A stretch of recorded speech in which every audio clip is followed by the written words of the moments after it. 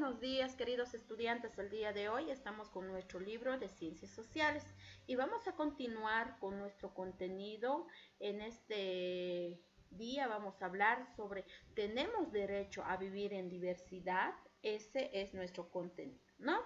A ver, vamos a poder comprender y conocer el derecho a poder vivir en diversidad. Pero primeramente también podríamos entender de qué es diversidad. Diversidad cultural es así como lo podemos entender. Tenemos que entender cuando hablamos de diversidad, tenemos que entender que son diferentes o varias también culturas, pueblos, comunidades que tienen en este caso sus propias instituciones, propias fiestas, propias comidas, propias fiestas tradicionales, costumbres, formas de vestir. También podemos hablar de formas de comunicarse, poder entender al mundo en cuanto a sus creencias y de poder celebrar y poder producir alimentos u otros objetos.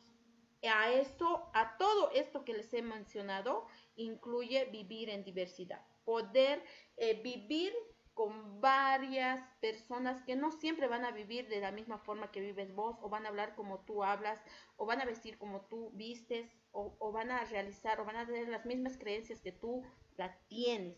Esa es la palabra variedad. Nos identifica como un país, en este caso Bolivia, que nos hace diferentes a otros países. ¿Ya?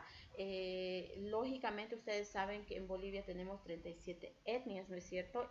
Y lógicamente que cada etnia va a tener su propia diversidad en cuanto a comida, vestimenta, creencias y todo lo demás, ¿no? Entonces a eso vamos a el día de hoy poder explicar también un poquito más lo que nos dice el libro y lo vamos a leer. Tenemos derecho a vivir en diversidad, dice, ¿no?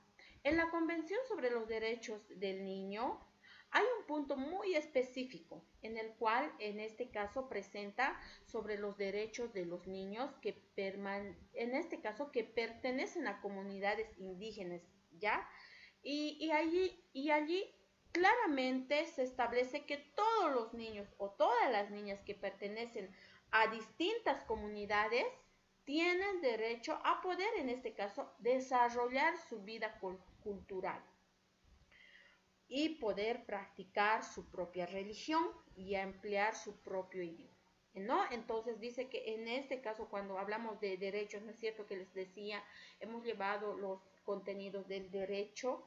Ahí también entonces les menciona claramente, ¿no? Que si son de alguna etnia que está alejada y que tiene sus propias costumbres, sus propias tradiciones, ellos tienen todo el derecho de poder practicar sus propias creencias, su propia lengua y todo lo demás. No, nadie les puede prohibir a que ellos sean diversos, ¿no? Porque Bolivia, lógicamente, por eso somos plurinacional, porque tenemos varias, podemos decir,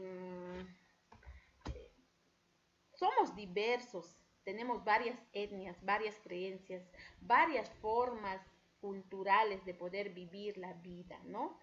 Somos muy diversos. Ahora vamos a continuar.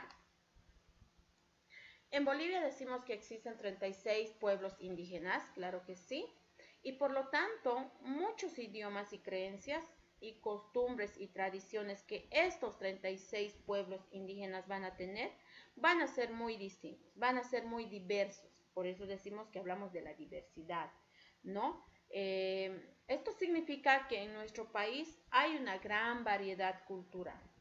¿Ya?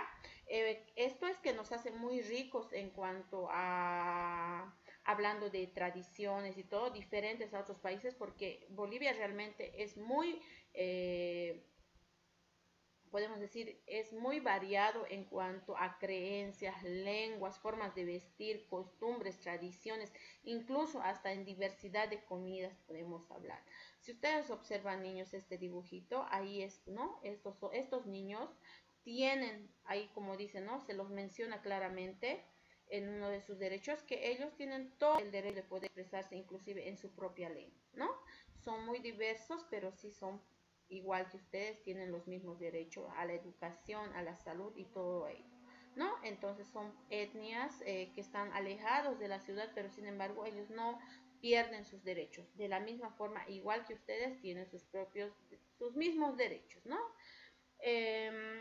Al mismo tiempo, todos somos bolivianos, ¿ya?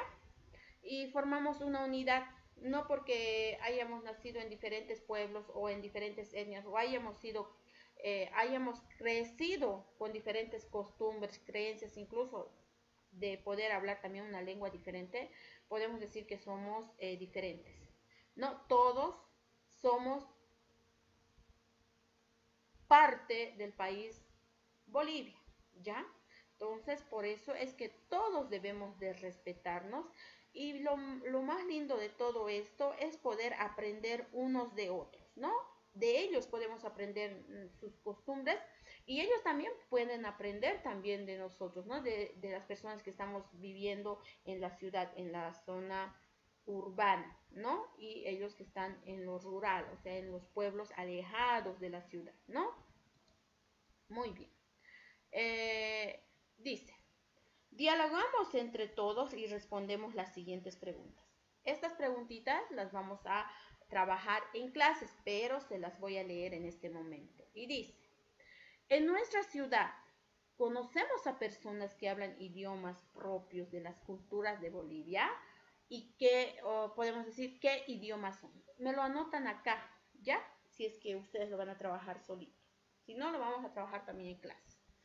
¿Sabemos nosotros de algunas palabras de los idiomas propios de los pueblos indígenas?